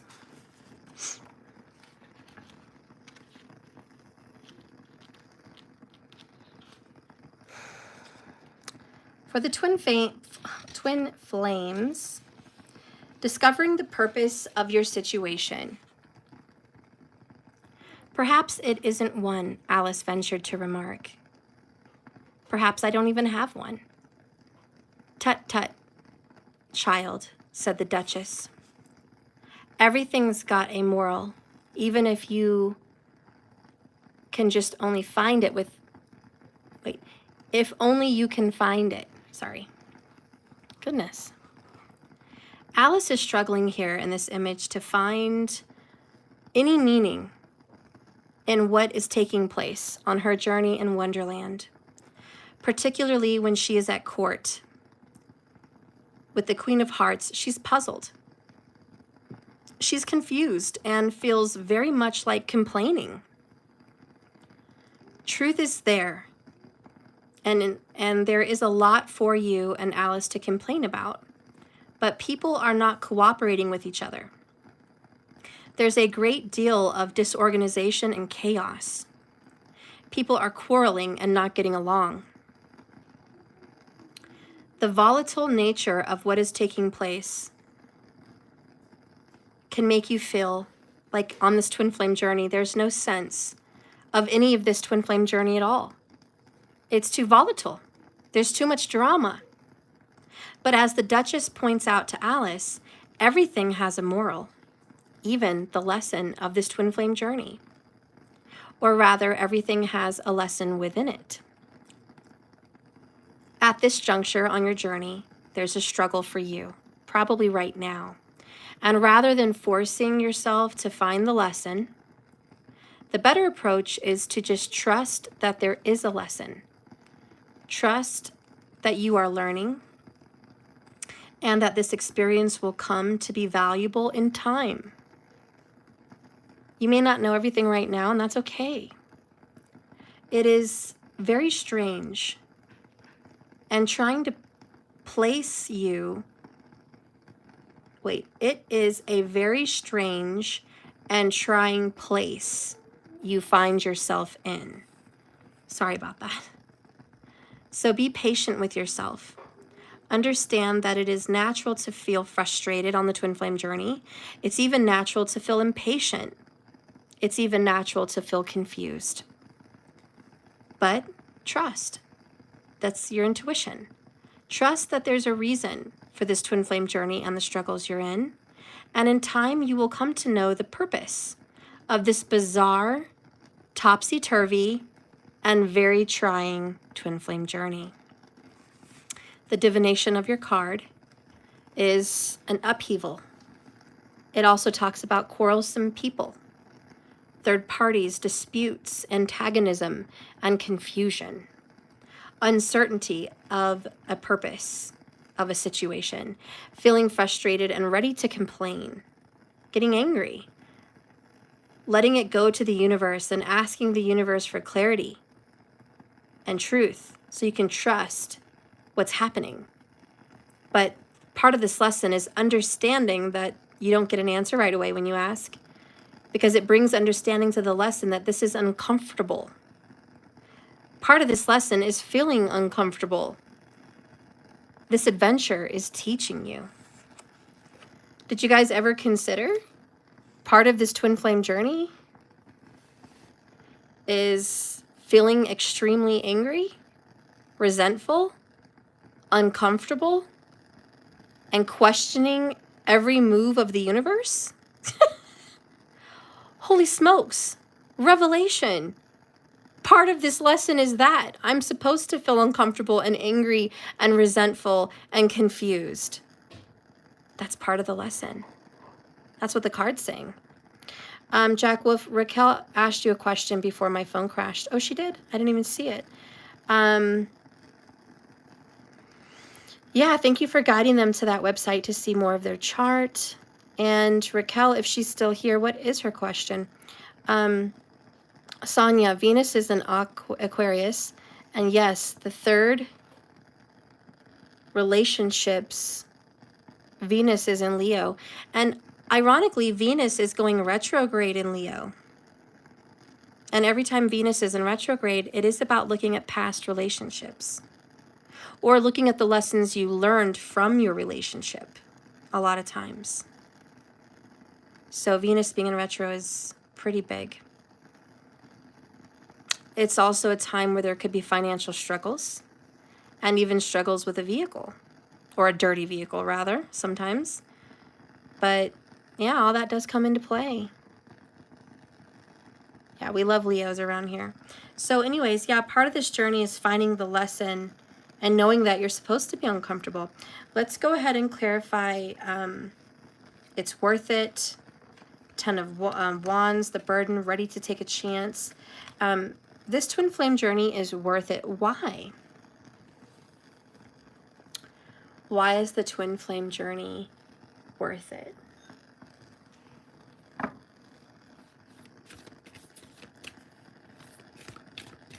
Sonia, I definitely have you read my chart. Yeah, you should totally do that. It's there on my website if you're interested. Let's see what's going on. Why is this twin flame journey worth it? It's worth it because of this. It helps you to consider the foundation of your relationships. The foundation. So people on a twin flame journey need to figure out what they expect and want in a relationship and how that feels. That makes all the difference to twin flames. They need to learn the patterns in their relationships. They need to learn how committed are they to a relationship. You know, I hate to keep bringing up Crystal here in this reading, but she brought up a lot of good points. But Crystal Animal 3238, romanticizing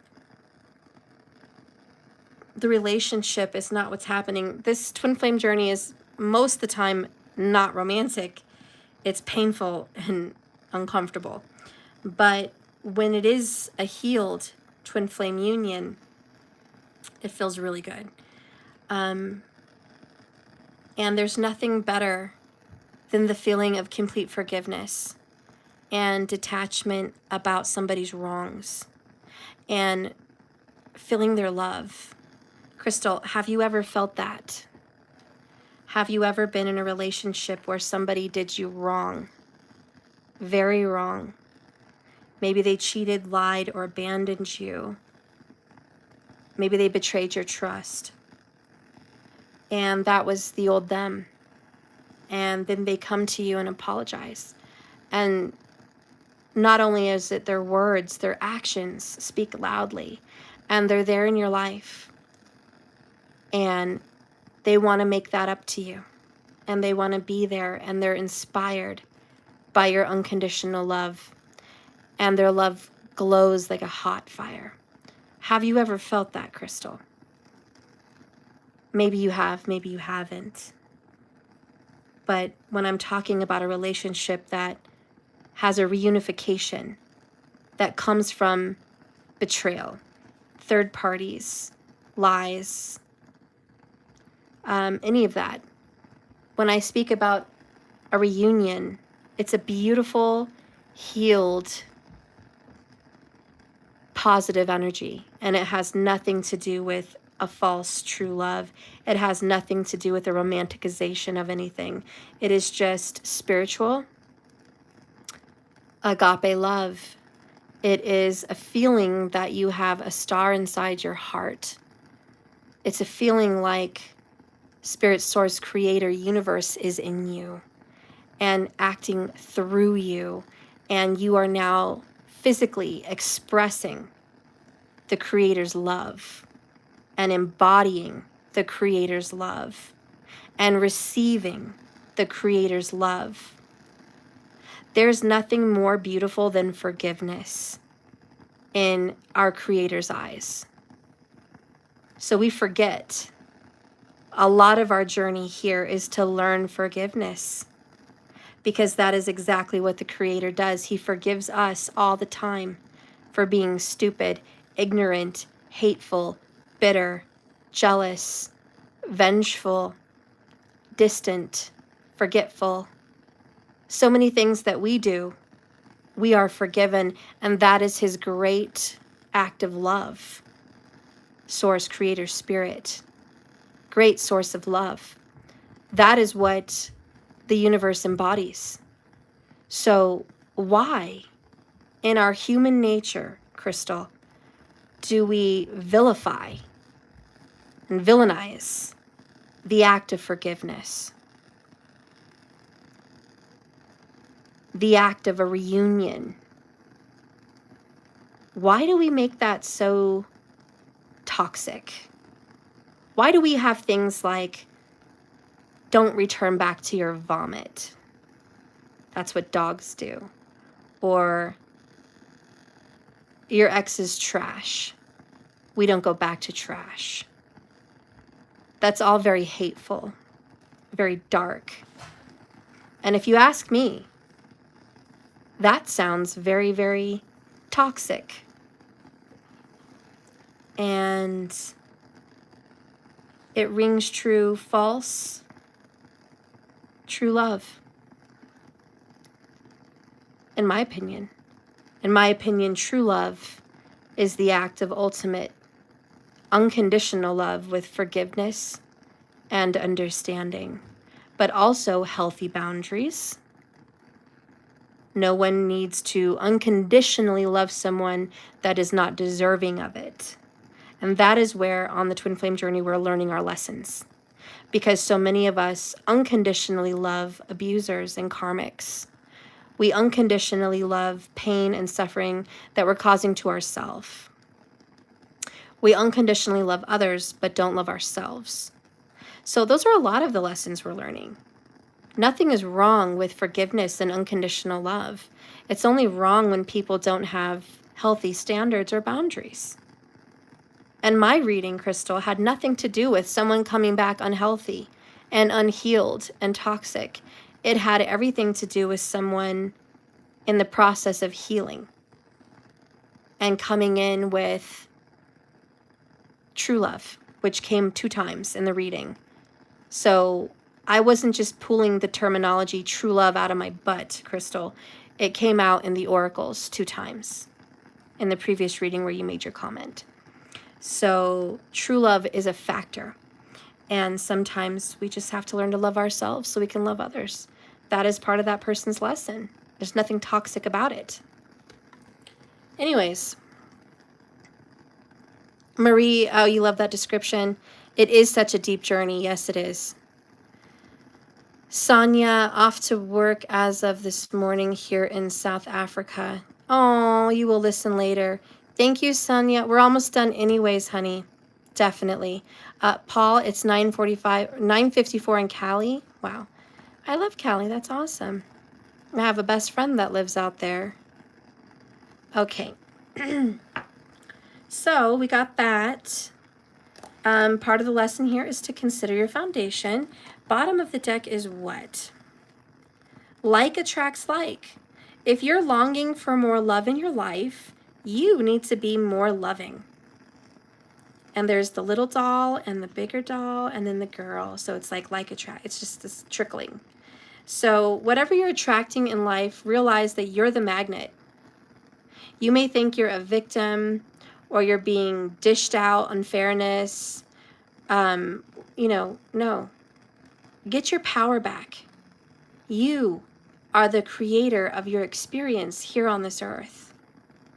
You've created space for all these lessons and the people that are in your life.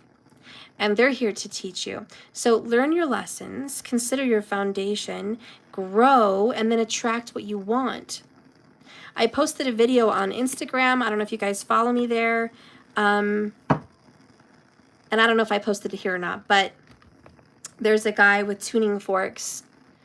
And it's a video about you have to match the vibration of that which you're attracting. So there's one tuning fork that's bigger and has like a 440 or 444 or something sound.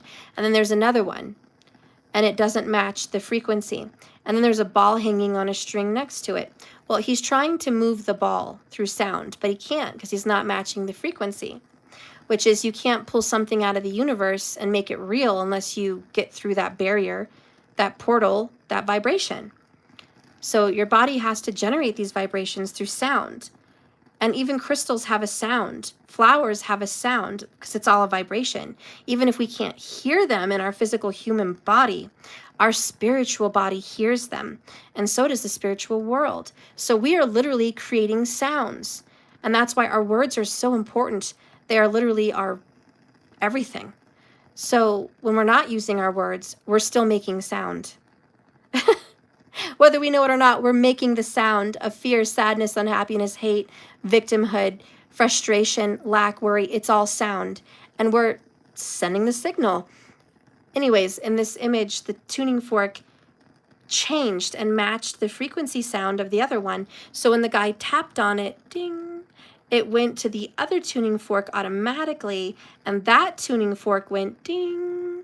And then the ball on the string to the right of it moved. So as soon as he matched it, it carried through to the finish line. So whatever you're attracting into your life, be it a reunion, a forgiveness, a healing, money, whatever it is that you're calling in, it's like make sure that your vibration matches that which you're trying to get. Because you can't cry victim and be in suffering and pain and have victory over your finances and have a win. You must match those vibrations. That's why we see a lot of what we would quote unquote call injustice. Why is it these karmics are getting what they want? Why is it these people are getting fill in the blank? Because they're matching their vibration. And you're not. You're upset. You're sad. You're not matching that vibration. So a lot of times we sit here in disbelief that karma is not doing its diligence. It's not being fair. When in fact, we're the orchestrators of our karma. We're the orchestrators. And karma comes through us. So what signal are we sending? Are you sending it that you want this money? Are you living that lifestyle and feeling it? Even if you don't have it, you have to match the song, the music, the notes, the vibration. Match it. Anyways, I don't know. Spirit has that going on in your reading. A very special gift from God of the main stars. I would like to say thank you so much for sharing your gifts. God bless you, and may He continue to keep you safe and blessed. Amen. Oh, thank you so much. I appreciate that. And Allie, I love the little monkey and the fairy and the sun. Thank you. I'm almost done. Yeah? Huh?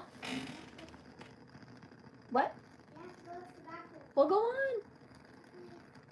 You can walk. Or just go there. Okay. Let's get some tarot out. What's upcoming on this twin flame venture?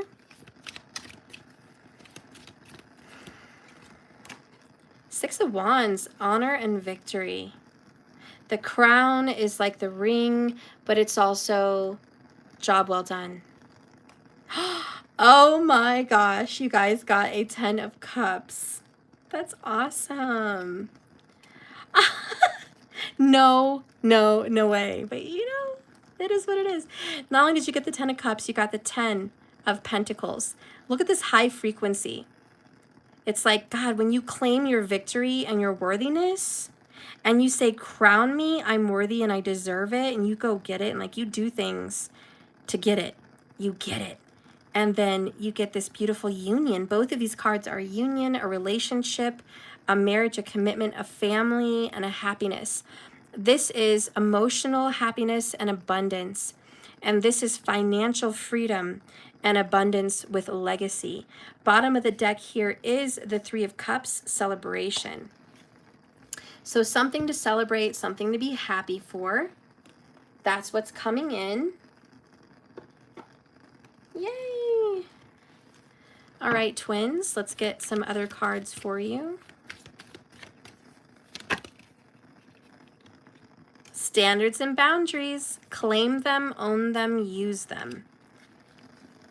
Claim those standards and boundaries. They're important. So many people don't. They think love is so open, you can do whatever you want, but love is not. It's standards and boundaries for you, and then they respect you with those standards and boundaries. This is followed by Heart on the Line and Honeymoon, and we also have On the Mend. Okay. So this relationship's ready to be fixed. You guys are healing it. That's really good. Getting to know each other once again. Angry and resentful came out. Make sure that you guys are dealing with that. Hard feelings, not over this. Or you need more time. You know, the masculine, because we're reading the masculine's cards, may have some anger and resentfulness. Your masculine may feel a little blocked. Okay, probably does. We have holding back, resistance, blockages, obstruction. Your person is very focused on stability right now. Work, family, schedules, money matters. All that root chakra. The Tower is coming for your masculine, though. The Tower's well on the way. Whew. Let's see, what is the Tower? All right.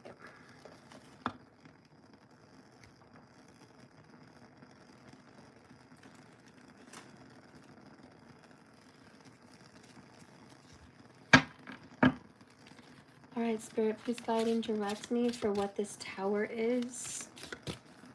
Show me what this Tower is.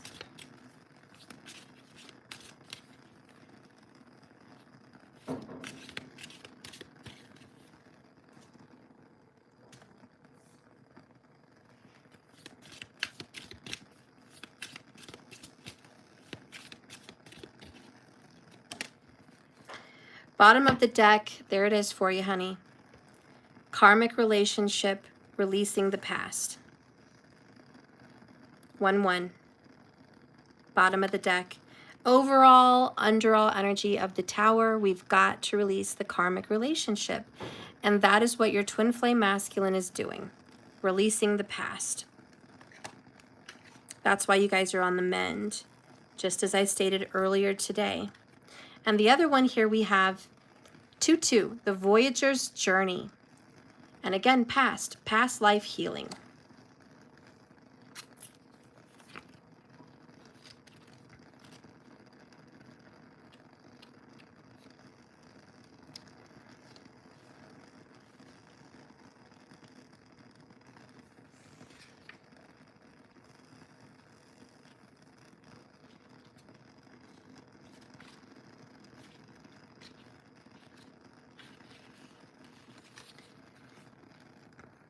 Karmic relationships are generally romantic in nature. These partners present themselves to a person to help them release the past. Typically, these soul teachers show up to help someone release toxic relationship patterns and foundations related to unrequited love. This card implies that you should not jump into a new relationship once you have just left the karmic. There will be some old wounds. And if you don't work on these, you may attract another karmic partner, which would keep the cycle going until the wounds have been healed. Letting go of feelings of not being good enough, hence being the runner, for lasting love, not feeling worthy or deserving of love. See, if these issues aren't healed, you can't properly mend things to be with your twin because you carry that thought, that belief that I'm not worthy of a long-lasting relationship. 122 minutes and 22 seconds when I read that, and this is 2-2. So when this person learns to let go of limiting relationships and feelings of not being good enough, they will discover their worth. And then they will learn to set loving boundaries, and that will bring an eternal balance of love into their life. Well, that's the Tower for your masculine. And then we're going to read the Voyager's Journey.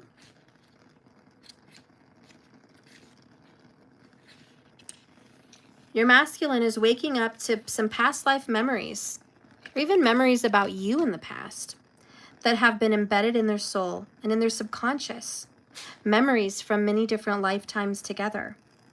This self-realization process helps expand the awareness so they can learn more about who they are and what they came here to accomplish with you. Taking the Voyager's Journey card transpires organically, but most often occurs after physical contact with a twin flame. This then triggers them to remember ancient truth. It activates purification process and unlocks hidden memories that were not necessarily at the forefront of their mind before. This is going to be about particular feelings or emotions. The knowledge that they will learn will help them understand why they chose you and why you chose them in this specific lesson so they can master this life. Past life regression is a great tool to help them purge some previous soul trauma.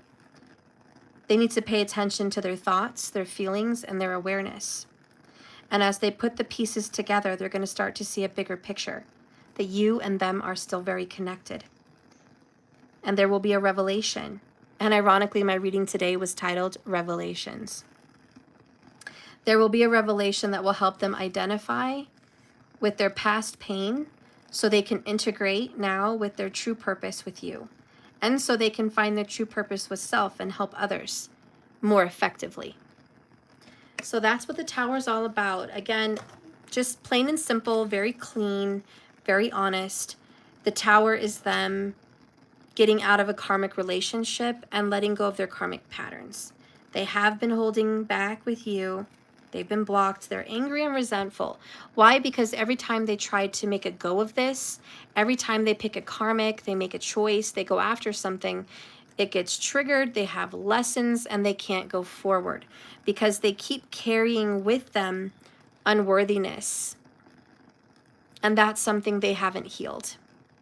And that's what they're healing. And they are on the mend. And there is a 10-10 and a 3 for you guys. A brand new beginning and healing for the twin flames.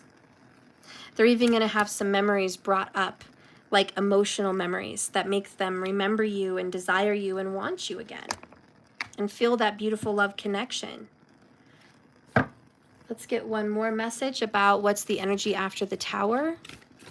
And then I guess we'll just go. Rest and relaxation is essential, everybody. We all have a fundamental need to take breaks. So they're going to need one. So are you. After this break, it's like, God, I need to rest, relax, and that's okay. You, tonight, it's late. Ooh, it's 11:11 almost. Right now, it's 11:10. You need to rest and take a break. Maybe take a day off of work. Maybe take a break from the relationship. Maybe just take a break from all this healing. I don't know, but take a break. And guess what? Bottom of the deck is the Union of Hearts. There is a connection of love that defies all explanation. Because ultimately you guys are being led into a union. So you have a well-deserved break. Well, there it is, guys. 10-10. And now it's 11:11 and we're just ending the reading. Okay, we're going to let it close here. Thank you so much for watching me. I appreciate you. I really appreciate your thumbs up, your subscriptions, your comments below. Don't forget to make a comment below and subscribe so you can win a free reading. I've been giving out a lot of free readings. So it's every day, every week, free readings. The more videos you comment on, the more chances you have of winning. So just put that out there. Go to my channel, view some other titles that may interest you. A lot of these readings are timeless. Maybe there's some other message for you in here. Okay? And yeah, that's it. I love you so much. Remember, this is a journey, not a destination. So you just keep swimming. And if you're looking for anything personal or private with me, you know my website. It's in the description. I love you guys. Sweet dreams and good night. Thanks for watching.